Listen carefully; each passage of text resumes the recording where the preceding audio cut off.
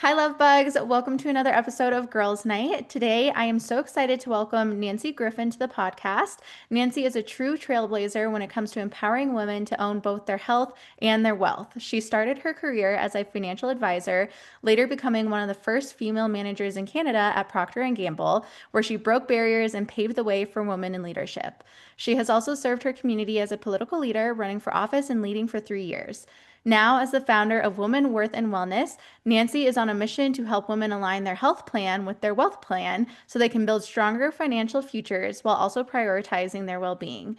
She is here to show us that our net worth and self worth go hand in hand and that making smart choices in both money and wellness creates true freedom. So, everybody, help me in welcoming Nancy to the show.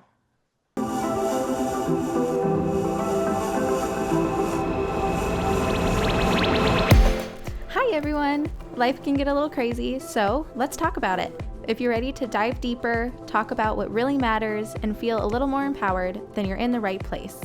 I'm your host, Carly Dockstader. I'm a life coach, baker, dog mom of two, and you're always there for you, gal pal. And I'm so excited to have you join me. So grab your fuzzy socks, put on your comfy pants, and let's have girls' night.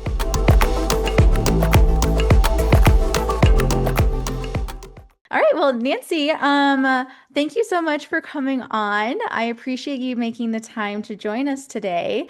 First and foremost, obviously, based on what we just shared, your journey is really incredible, going from financial advising to corporate leadership to politics, and now your own company, Women Worth and Wellness. So, what really inspired you to connect health and wealth specifically for women?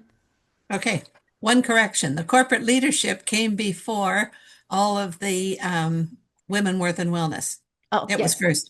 It yes, was first, and then I left because, I was a first female manager, which was a big, big deal. But then, of course, I was getting all sorts of injuries from the glass ceiling banging on my head. And right. so I left, and that's when I got into politics and community leadership. And that in itself was an unbelievable experience because as you probably know, when you're in a corporate setting, there's a structure.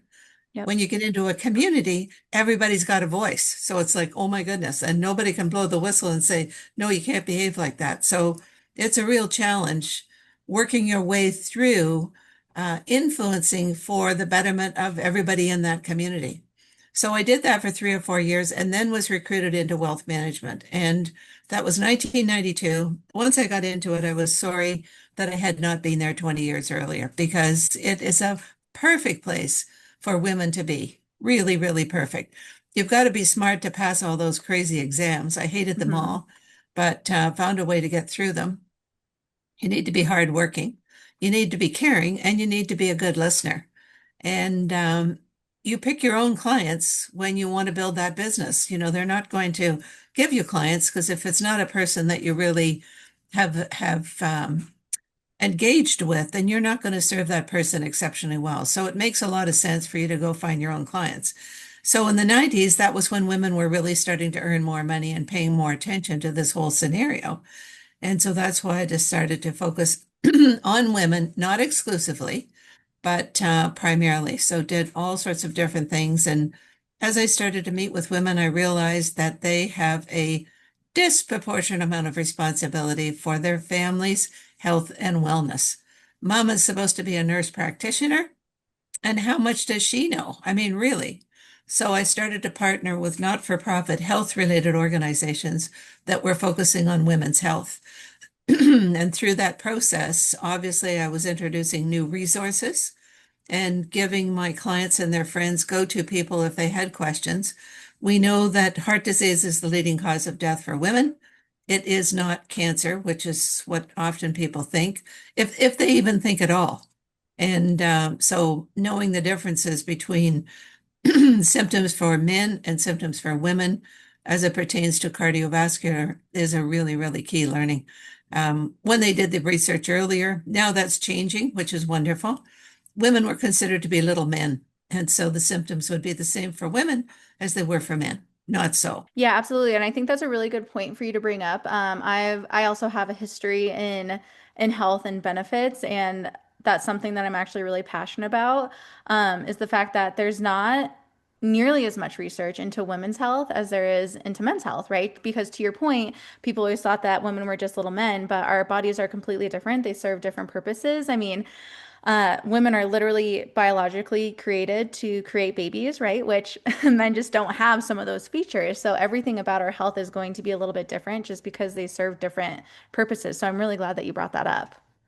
Exactly. Well, I did in Toronto. I'm in Ontario in Canada. In Toronto, we have a hospital called Women's College Hospital. And so, of course, they do all sorts of research, all sorts of programs, all sorts of everything focusing on women's health and wellness. So I partnered with them, did a lot of different things, started their first women's golf tournament. And when you start those, you end up with, 30 interested golfers. And that couple of years later was 144. Wow. And again, during the 90s, that's when women were really starting to get with the program and pay attention to their whole wealth scenario and getting on the golf course and doing their networking there and all sorts of different things. So, whenever I did these events with these not-for-profit organizations, I would charge a nominal amount, 25 or $50. That then would become an income tax deduction from your tax return. So I was introducing that giving aspect as part of enhancing your net worth. And of course, we know if we're in a position to give or to share, often we're the recipient of all the goodness because we feel good about the fact that we were able to give and to share. Right. And so here we are 31 years later. And now one of the biggest topics of all is women's philanthropy and legacy planning because women are earning a whole lot more, but equally important, they're starting to inherit and paying attention to how you deal with wealth is extremely important because that wealth, especially inherited or and earned, gives you a whole new power. Okay, so you've touched on a few points there. So you've touched on the importance of your health, but also on the importance of managing your money and your wealth. So I think that really leads back to the concept that you advocate for of both your health plan and your wealth plan and aligning the two together. So can you explain what does that really mean in practice for women that are listening? And can you maybe share a specific example of what they can start doing themselves? Well, often with regards to our health, we take our good health for granted. We get up in the morning and we just go, go, go, go, go. And we often don't give it a second thought. I mean, are we eating properly? Are we exercising properly? Is our mindset positive? All of those things pertain to your health and wellness. And normally we keep on doing that until there's a showstopper. Like, you trip, you fall, you're in a car accident, who knows what. But my whole approach is that you make yourself number one asset from day one.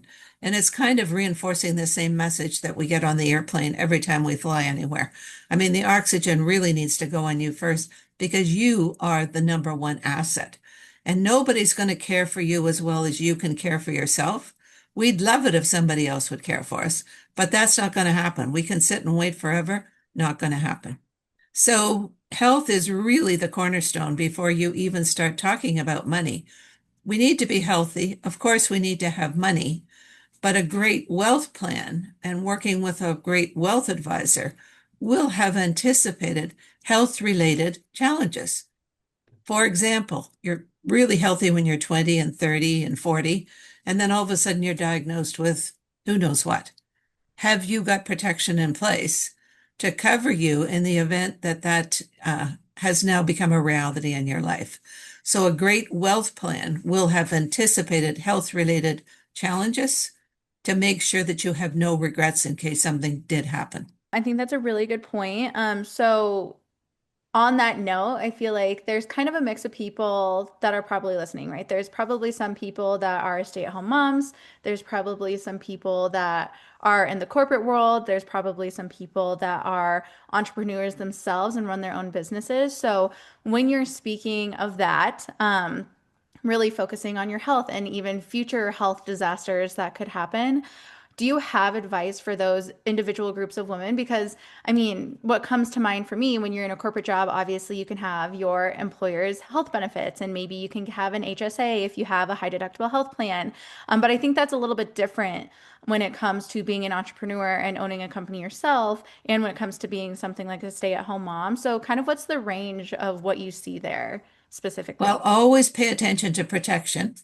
And the cost of protection will only increase as you get older, because as you get older, then obviously that's when, life kicks in. Yep. I've always said that if you ever want to find out how healthy you are, apply for life insurance because they go through your whole scenario with a fine-tooth comb. They don't want to give you the best rates, and you will only get the best rates if you are really, really healthy. So the sooner you start to pay attention to getting that protection in place is really important. And often female entrepreneurs become entrepreneurs like was after you've had that corporate role. And so if you're in a corporate role with corporate benefits, ask how those benefits. Now, these are not really positive questions to ask while you've got a great job because they say, well, why are you asking? Are you thinking of leaving? No, I'm not thinking of leaving. I just want to make sure that I understand what these various scenarios are in the case that I might leave. And you may not leave at your choice. You may leave because they've downsized a whole division or Hmm. whatever. Yep. So, to the extent that you can, it's great to have your own personal suite of benefits that are enhanced by your corporate benefits so that you've built that protection yourself right from day one and you're not counting on those benefits from your corporation. Can you explain it for somebody that's listening that maybe isn't super familiar with what that means? Can you dumb it down a little bit? So what does that exactly mean to have somebody enhance benefits that you already have? Okay, a benefits package normally consists of life insurance, probably life insurance for you and your spouse, maybe even for your children. There will be a medical plan coverage to different levels, and often you've got the choice of paying very little or paying a whole lot more. If you think, if you're really keen to make sure that under no circumstance are you going to be caught short. So you'll have medical benefits, you'll have dental benefits. You may have long-term care benefits. They used to be prevalent. More likely than not, they're not now. But the most important thing is that you want health benefits. And if you have a family that's counting on your income, you want replacement income in the case that you die prematurely. Best thing to do is just, if you're in a corporate setting and they're offering those seminars, which I used to do way back when, participate and ask all kinds of questions. If they give you a booklet and tell you to read it and ask if there are any questions, read the booklet and ask questions. I mean, Right. it's like watching paint dry. It's really annoying, but at the same time, it is so important because you don't want to regret that you find out those necessary details when you need that protection. I'm glad that you said that because I mean, I'm in a special position where one of the sales jobs that I had right out of college essentially was very in depth into the health benefit world. So I got very good at understanding what all those benefits meant and why they were important, just because it was necessary for me to sell the technology that I was selling, right? Like I had to be somewhat Wonderful. versed in what that is. And a lot of people don't have that experience behind them. And so benefits are something that can be really scary just because inherently they're confusing, right? And it's hard to kind of determine the difference between, oh, what is this health plan versus this health plan and which one is best for me and which should I have the extra life insurance or should I not have the extra life insurance and all these different factors. It gets become very overwhelming very quickly. So I think that's really great advice that you shared is to just read through it even when it's boring because the more exposure you get to all of the terms and what everything means, the better choices that you can make both for you and for your family and for your future when you actually know what you're getting and the value of everything that is getting offered to you. Exactly. And also, your parents will be in the middle of benefits as well. And you Mhm. may be the recipient of some of those benefits that they do have. For example, normally people think of life insurance as replacement income. And if you no longer need replacement income, then people say, well, why do I have this insurance? Why am I paying for this? Well, hold your horses. That's exactly when you should keep that insurance because what you do is you turn that into your philanthropic statement. And insurance pays out 100% tax-free. And in Canada, if you die, the insurance pays. It eliminates the amount of income tax that you're paying that year. Oh, interesting. And well, depending on your scenario, I shouldn't make that broad a statement. But if that insurance is more than your taxes that are due for that year, then it goes back to the year prior. So literally, it's like winning the lottery. Wow. And that's why it's really, really, really important to understand all of the possibilities and what's right for you. Insurance does not have a good reputation because all people want is tell me the investment that I should invest in right now so I can double my money in 6 months. Well, guess what? Any any professional wealth advisor will not fall into that trap. And if they do, they shouldn't be in the business. So when you talk about your whole investment plan, retirement plan, whatever, and then that person starts talking to you about insurance, it's like, okay, I knew you were going to try to sell me some insurance. Well, guess what? This is why I'm talking to you about insurance because it's part of your whole wealth plan. And Right. in case you didn't know it, nobody gets out of here alive. Correct. Correct. I mean, that's such a good point because I mean, I feel like we are so adverse, just like as a population, to selling, right? Like the second that we sniff that someone is trying to sell Yeah, something, like our brains kind of turn off and we're like, no, I don't want to hear it. And it could be the best exactly. product or the best whatever for us, but we don't want to hear it because we don't want to get sold to. So, I mean, I guess to your point, Nancy, the planning beforehand, I think really helps to mitigate that so that you really are prepared to make those decisions for yourself. I've got a story. We had a fall fair here a couple of weeks ago, and we have a local radio station, and I'm on that board of the radio station. So I volunteered to take a ship. So I'm working with this older gentleman who was a trustee for a young person who's turning 18, Okay. and he knows who that person is going to be working with as a wealth advisor. So he was basically the bridge. So he takes the 18-year-old, he meets with the wealth advisor, and he said, the thing that I was so impressed with, this wealth advisor said, okay, I'm going to work with you, but there are two things that you must do. One is get your own accountant and get a will. Okay. Right off the bat, the kid's 18 years old. But that is so smart because those are cornerstones in your wealth portfolio. Really, really smart. And, there's nothing in it for him other than making sure that this kid has got the best base in place on Mhm. which he can build over time. Yeah.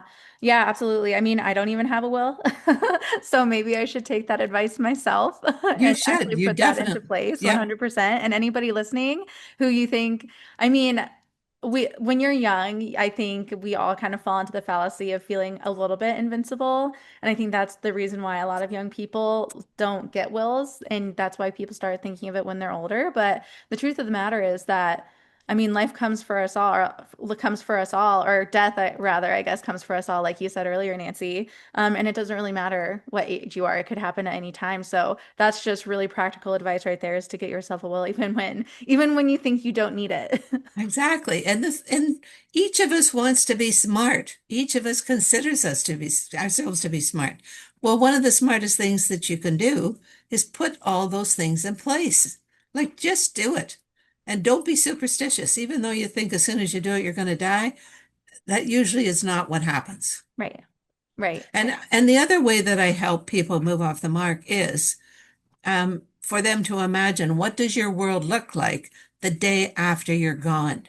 Oh, Like if you've got people scrambling and digging and diving and going, oh my goodness, I had no idea about this. Do people know where your stuff is? And for young people, those are questions that you can ask your parents. Not an easy question to ask, so you have to be really careful.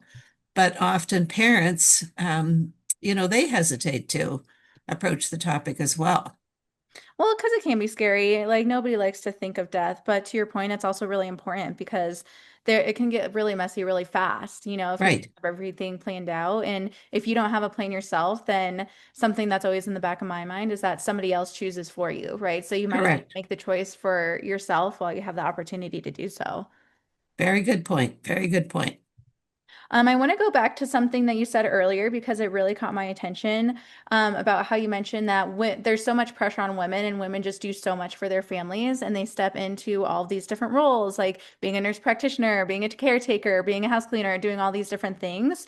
And it reminded me of something that I saw recently. I think it was on like TikTok or Instagram, but it was this person kind of describing how when people are talking about filling each other's cups, like women tend to be the well, not just the cup. They're like this never-ending source of the water for everybody else. And one, I think that's like a really beautiful thing that this woman was saying in her post. But also, I think on the flip side that kind of speaks to the problem with that too, because as women, we tend to go and go and go and give and give and give until we're just completely burnt out or until we've given up everything because everybody expects us to be these never-ending sources for everything. So, I mean, you work on both sides, right? So you work on wellness, you work on wealth. What is some practical advice? Or I guess this is a two-part question. So why do you think women do this? And then what is some practical advice for a woman who is struggling with that burnout to kind of come back to center and put her own well-being as a priority? Well, we love being the go-to person. We love it. We love it because what it tells us is that we know and that we're respected and that we're loved, of course. Hmm. But you can't. You've got to be, when I had clients and I would ask people what their profession was and what their role was, often the mom would say, well, I'm just a stay-at-home mom. No, I would write down CEO of their home. Right. And so CEOs don't do it all themselves. They Hmm. don't. And the best thing a CEO, which is a leader, can do, and I'll repeat it, the best thing that CEO or leader or mom can do is train other people to be leaders.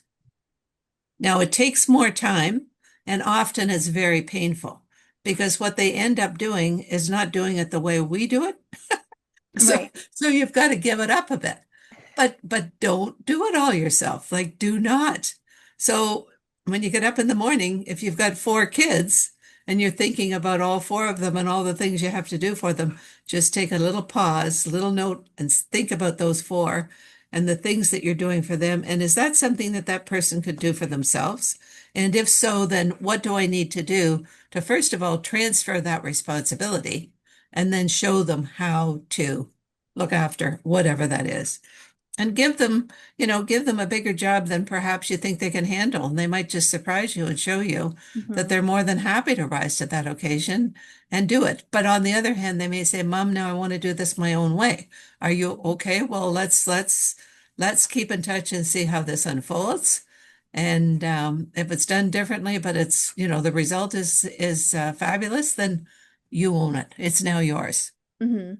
Well, that involves a lot of trust, right? And I think It, maybe that's kind of what it comes down to is obviously, as you said, as women, we do want to be taking care of everybody and being that person for them. But a lot of it comes down to, especially with your kids in the scenario that you're describing, it comes down to trusting your kids to be able to take care of themselves. right. Which is really what you want to have happen anyway as a parent. Hmm. So the sooner you get there, the better. Yeah, absolutely. And I love how you said that the most important job for a CEO or for a mom who is the CEO of the household is to train other people to be leaders themselves. That is so empowering because it I mean, I think it takes the guilt out of it because I think that's where some of it comes from too, is that guilt of not being a good enough mom. Like, oh, I can't show up for this. I can't do that. I can't do it all myself. But when you frame it in that way, that you're helping to train your kids to be leaders themselves, I think that is such a great mindset shift for anybody who's listening that has kids or wants to have kids. I think that's so great to keep in the back of your mind. Right. You just take it to the next level. Yeah. I love that. And with my family having like kids now, right? I feel like that's so front and center for me because it's so true. And I feel like sometimes it's a detriment to kids' development to want to do everything for them, right? Because Right. you are robbing them of the opportunity to learn how to do it themselves, and you're robbing the opportunity to from them to really learn and experience the world around them and fail and gain resilience from that failure that they're experiencing. So that's something that's definitely front of mind for me. I'll share an example with you. My mother's long gone, and I grew up in the country on a farm, and I was the youngest of four, so I very seldom got any airtime whatsoever. Hmm. Anyway, when someone would rap at the door, which was unusual, like if somebody drove in and rapped on the door, she would always find a way to go into another room and then say, Nancy, there's someone at the door. Can you go and get the door? And that's exactly what she was doing. It's Yeah. like, oh my God, I can't go to the door. It's a stranger, blah, blah, blah. And Yeah. if she saw what I'm doing now, she'd go, oh my goodness, but she'd be proud of herself because that's exactly what she did. That's so funny that you say that. That actually reminds me of when me, my brother, and my sister were kids. So we were pretty close in age. So we were roughly in the same age group growing up. But I remember there was this one time that my parents were getting something delivered to the house and it needed like a signature of some sort from somebody or like Yeah. something. We needed to answer the door for some reason. And when the time came, we all just like froze and we were like, we don't want to do it. Like, we don't want to do it. Not me, Do not it. me. You do it. Yeah. Yeah. But Yeah. it's one of those opportunities like you're saying to really step up even though it feels scary. E- Exactly. Exactly. I love that. And I love how that's something that's stuck with you too. I mean, you said your mom's been long gone, but really not, because you have all those little pieces of her with you that you get to Yep. look back on and really appreciate her for. Exactly. Exactly. So I have another question, and it kind of relates to this too. But self-worth is a really big theme in your work. So how can women begin to untangle their sense of self and their sense of worth in themselves from their career or from the income they're making or from that role that they're playing for others, whether it is as a mom or a wife or whatever it is? Just remind yourself that you're the number one asset. Constantly do that. Constantly do that. And the other piece of advice that I often share is that you live your life like a split screen. And we all know what that is. Hmm. Okay. And the bad stuff always comes up first. So Hmm. just slide that off to one side. Just slide it away and then default to the positive. Immediately default to the positive. And then the next question is, okay, if I'm focusing on a plus, how can I enhance that? And the more you develop that mindset and the more you act that way, the more you're really, really proud of yourself. Hmm. Because often taking a strength and then building on it has you heading into not necessarily familiar territory. It's familiar to a certain extent, but not if you're stretching yourself. Right. And then if you stretch yourself and make it more positive, and you see that that reaction is a positive one, it just keeps on building and building and building. Then you start looking for opportunities where something is negative and you pause and say, okay, now how can I slide this off and over here, enhance the plus again? I was on a Ford's Women's Summit the other day, just online, and Demi Moore was one of the people who was interviewed. Oh, And cool. it was one of the aha moments of the day for me because she said, and we know what she's been through so much. Anyway, she said, the one thing that I learned is that life happens for you, not to you. Hmm. Life happens for you, not to you. So when something negative happens, that's there for you. It's like it's on a platter. Right. How are you going to turn this into a positive? Right. Rather than I'm going right home to get right under the bed immediately because I can't deal with this. Well, of course you can deal with it. Right. Keep going. Yeah, absolutely. I think that's a really big theme that we talk about a lot here is that even when things look bleak now, like you don't know how all the pieces all end up tying together in the future. And every setback is really just a redirection or it's something that you're learning for that future place that you're going to. And you never know exactly how that fits in until you look back. And I would say, at least speaking personally, when I do look back on my life, all those things that were setbacks for me, like they were actually guiding me to where I was actually supposed to be going, instead of into this place that I really wasn't meant to be. Exactly. And I love your word redirect. I use that a lot, not reset, because if you Right. push the reset button, then you expect everything to come back. Right. Whereas redirect has you choosing Hmm. and going in another direction. So it's very, very active. Right, absolutely. And something that you mentioned there too, you were talking about how when you are dealing with those situations, you kind of filter out the negative, you slide it over here, and then you're focusing on the positive and how to amplify that positive, right? And Correct. something that reminded me of is how confidence is built through action because we all question ourselves. We all have moments of doubt. Going back to the CEOs, like CEOs doubt things. They're not these infallible No, human beings, right? So, but it's through those little actions and through that consistent effort that you really get to have that confidence in yourself and confidence in what you bring to the table. right. And always give yourself credit. Hmm. Give yourself credit. And also, be your own advocate as well. Hmm. This is something that women often will not do. Like if you have had good successes and you have things to offer, then there are ways that you can put that out there without it being all about you. Right. So, share those successes. Again, that's one more positive step that reinforces your self-worth. Yeah, and something that I've actually struggled with now that you mention it is the part of giving yourself credit. I remember, and this is something that will always stick with me, that same job that I was mentioning earlier, the one that I had pretty much out of college. I was there for a couple of years. One of my bosses was my mentor, and I mean, I progressed really quickly in this job, and I think part of it is because I had that mentor to kind of show me the steps. But I remember him sitting me down, and because every time that something good happened or that I achieved something, I would always be like, "Oh, well, this person helped and this person helped," and like it was really a team effort and really like taking the focus off of myself. And my boss sat me down, and he's like, "You got to stop. Like, it's okay for you, Good for him. like."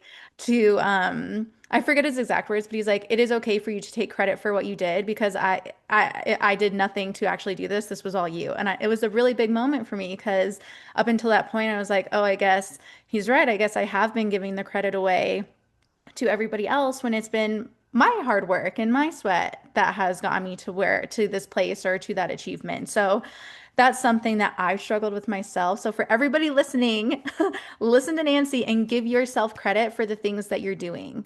And when you get into those situations, one of the things that I learned when I was at Procter & Gamble is you can say, it was my pleasure to take the lead on this situation. And there was no way that this would have happened to be as successful as it was without you, Frank, doing blah, blah, and you, Bonnie, doing blah, blah, and pass that credit around. This plant manager who was very successful, gave everybody 100% of the credit. So, he's taking the credit, but he's then giving it right back. So Right. everybody feels great because that's the way it works when it's a whole group situation. That's really good advice, and I think I'll probably use that myself in the Right. future. And the phrase that really works, that helps, is with all due respect. With all due respect. I mean, it kind of coaches what's coming next, but you can use that if somebody's disagreed with you, or you can use it if it's a big, with all due respect. I was delighted to take the lead. With all due respect, this is something that I can't necessarily agree with, blah, blah, blah, blah, blah. But it's a really powerful phrase.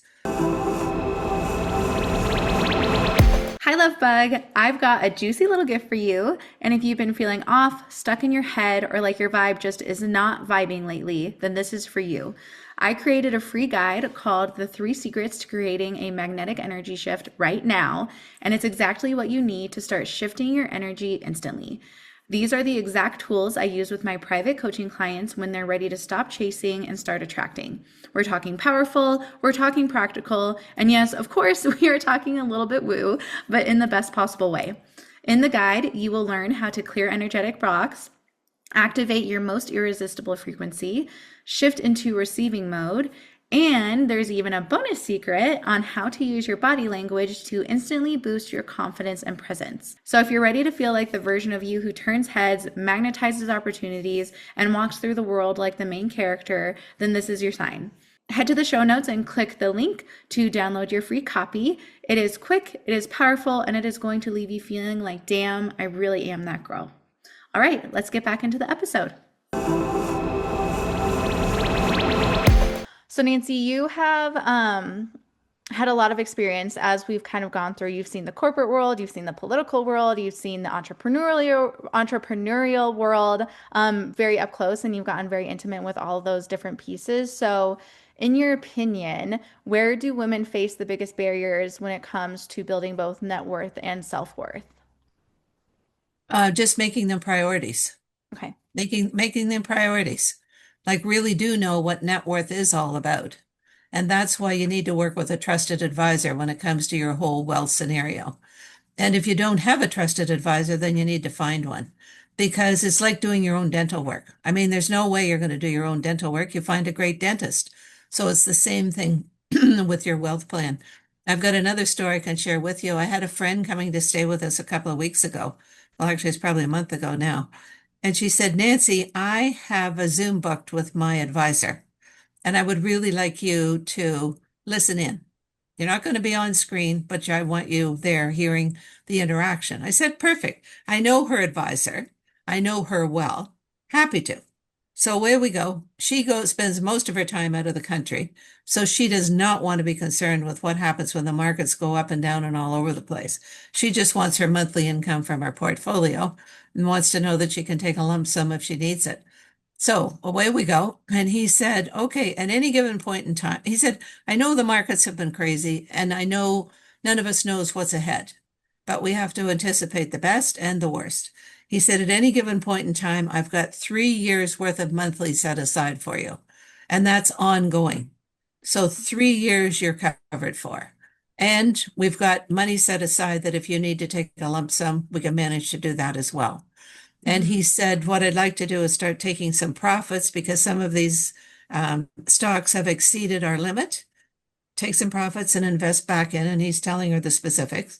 And all of this is just going along like a gentle conversation.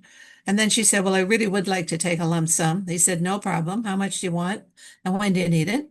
So it was just a really, really beautiful interaction. So when Mhm. it was all finished, I said, hi, it's Nancy. I was listening in.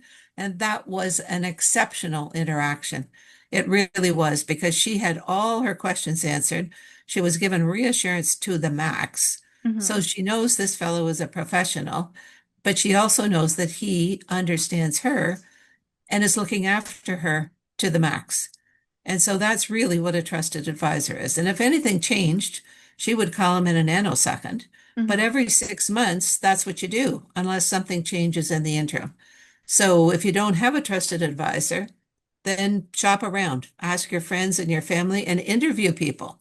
Interview them and ask all those questions that are not comfortable ones to ask, Mhm. because it is your money, it is your life, it is your future. And it's your sleep at night that you either have a good one or you don't. On that note too, so you were mentioning in your story how there was money set aside for in case something happened, right? In this case, it was the 3 years of monthly expenses. I think it's obvious that some of the people listening aren't going to have that right now, even if that's something that they want to work towards. Some people are just living paycheck to paycheck. So, what advice would you give to those people who are listening who feel behind financially, or really are who are just struggling to kind of balance their health while they are chasing that success and trying to get ahead financially? Okay, well, this person is retired, obviously, so a completely different scenario. Right. Everybody, I think, probably has a banking relationship one way or another. And if you're just getting started, you go into your bank in person and say you want to talk to somebody about starting to put a plan together. It Okay. probably won't be the teller, it'll be somebody else that they'll refer you to. And if you've already got a plan in place and you want a second opinion, which is always very smart, then they will refer you to somebody else because within that bank, there are going to be all sorts of level of advisors help that can meet with you. Like if you've got millions of dollars and you want to talk about philanthropy and blah, blah, blah, that's your topic. Who have you got here that you could let me have a conversation with?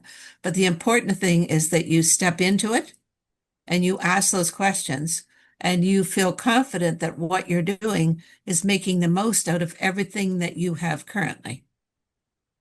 Okay. And that's what you want. This is my scenario right now. And obviously, I'm building for retirement or I'm building to start my own business. I'm building for my child's education. What are you doing? And that wealth advisor will ask you those questions to start off because they need to. The whole premise of being a solid wealth advisor is that you know your client. That's why they ask you all those questions when you first meet with them. And that's no different than when you go to a new doctor, a new medical professional.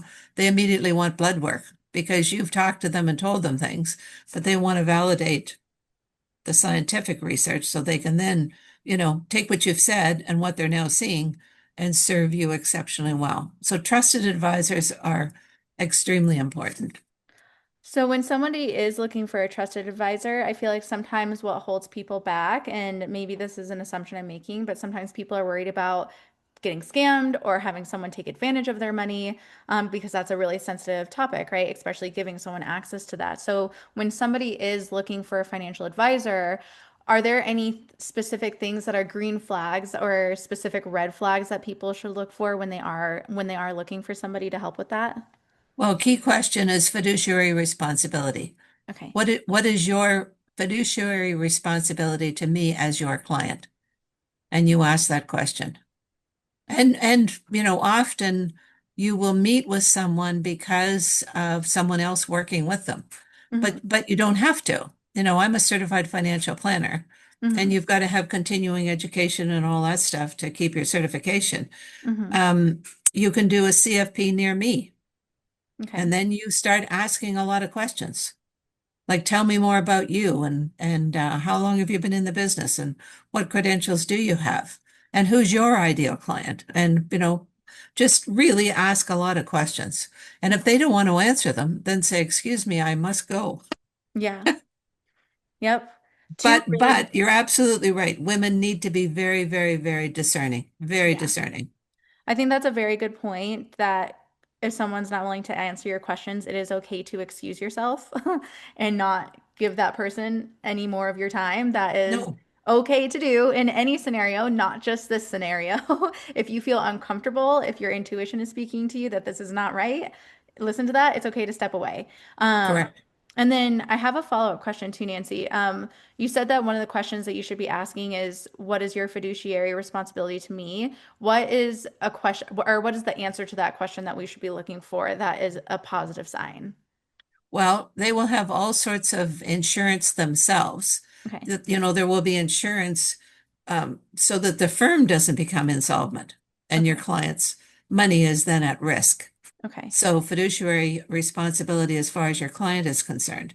And what about you as an advisor and your fiduciary responsibility to me as your client? Hmm. You're basically saying, how can I trust you? Okay.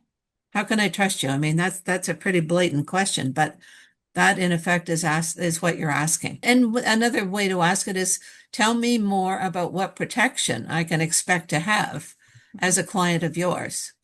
I'm taking notes as you're talking because That's I find okay. this really interesting. That's okay. You're working on a wealth plan to make sure that you're well protected for your future. Right. But in working with you as a wealth advisor, you will have satisfied yourself that they have the credentials that you think they need to have in order to do the job. Right. And then what sort of protection is there for me from you? Okay. Amazing. Thank you. So looking back at your career, I mean, you've had such a great career and you've had such a great career journey. How did all those different experiences shape the work that you're now doing with Woman Worth and Wellness? Well, that's a really good question. And I yapped on about, all summer long about trusted advisor, trusted advisor. Then I'm thinking, okay, well, who's my trusted advisor? When it comes to women, worth, and wellness, I have this terrific virtual assistant who lives the other side of the country, but we've been together for about 7 years now. And we've come through a lot. We came through COVID and all the different events that we did then. So Hmm. I thought, you know what? I'm going to say to her, okay, women, worth, and wellness, what are we going to do next? Can you take 1 hour and come back to me with a proposal? And I don't want it to be perfect. I just want you to spend an hour and give me your best. That was in July. It was so impressive, Hmm. so impressive. And I've basically taken the summer to kind of figure out, okay, what part of this do I want to engage with first? So we're about to kick that off. And that's why I'm saying if people want to keep in touch, come to our email because we're going to launch some things this fall. And again, it won't be perfect, but Hmm. it will be launched. And then you go on from there. one of my favorite books that I keep in my desk is this. The 80% approach. And it is amazing. It is amazing. Often when people work away at getting 100%, you wear people out. Mm-hmm. And so if you're pretty much ready to go, and this came up in a lot of the conversations this summer, then get on with it. Like, Mm-hmm. get on with it. Time's a waste, and put it out there, and you're going to get some feedback about, wow, that's great, or no. And Right. then you say, okay, well, what else should we be thinking? But you go on from there. So, it will be something, and I'm delighted that her name is Crystal, that I have her with her input and her sophistication. That Yeah, in itself is a real blessing. I was shocked. I was really, really shocked. that's And amazing. so it would be a big mistake for me to turn my back on everything that she's offering that she wants to be part of. So new adventures ahead. Yeah, absolutely. I think some really important things came out of that. Again, how you mentioned at the beginning of the call, CEOs don't do it all by themselves. You yourself, Nancy, are not doing it all by yourself. And I think No, being willing to accept that help is a really great lesson for people here to learn. And then the second part where you're saying the 80% approach, I have not read that book, but I will add it to my reading list for it's sure. terrific. Is just not falling into that perfection trap, right? Because I feel like that's what a lot of us do. We wait for the perfect circumstances and the perfect timing and for everything to be laid out perfectly, but that just doesn't exist. There's always going to be life happening. There's always going to be something that goes wrong, even if you plan for it. So something that is similar to what you're saying, that another one of my guests actually shared on a different episode, she was saying, done is better than perfect. It doesn't have to be perfect. Go with the 80% and then work forward from there to see what you can do. Exactly. Exactly. No, and that this man's name is Dan Sullivan and his business is called The Strategic Coach. And Nice. I was in his program way back when, and he's the one that really, really, really emphasizes everybody has unique ability. Like everybody is unique, and Hmm. you have every right to bring that unique ability forward. And he was the inspiration for trademarking Women, Worth, and Wellness. Like if Amazing. that's your unique ability, then put a trademark on it. Yeah, But, the bottom line is just don't hold back. Like keep going. The world needs you. The world needs you doing what you're doing. I love that. So Nancy, I know that we're coming up at the end of our time. Do you have any last minute advice for anybody that's listening? Just recapping, you're the number one asset, and you need to look after your number one asset, which is you. And don't feel that you're being selfish. You need to be selfish so that you can be your best, but so that you can bring the best out in others. And then I just simply say, stay vertical and keep smiling. Amazing. I love it. Yeah. And as Nancy just alluded to, she is going to be launching some very exciting things this fall. So, for people to stay up to date on when that launch is happening and to stay in contact with you, Nancy, what is the best way for listeners to do that? Just send an email to my email, which is Nancy@womenworthwellness.com. Nancy@womenworthwellness.com. And then you'll go into our database. And if you're in our database, then you'll see what we're up to. And then you can keep on going with us or unsubscribe or whatever, whatever. Amazing. All right. Well, I'll include all that information in the show notes so it's easy for you guys to access yourself. And thank you so much for coming on the show, Nancy. This was You're welcome, wonderful. Carly. My pleasure. So, thank you everybody for listening. We'll see you next week.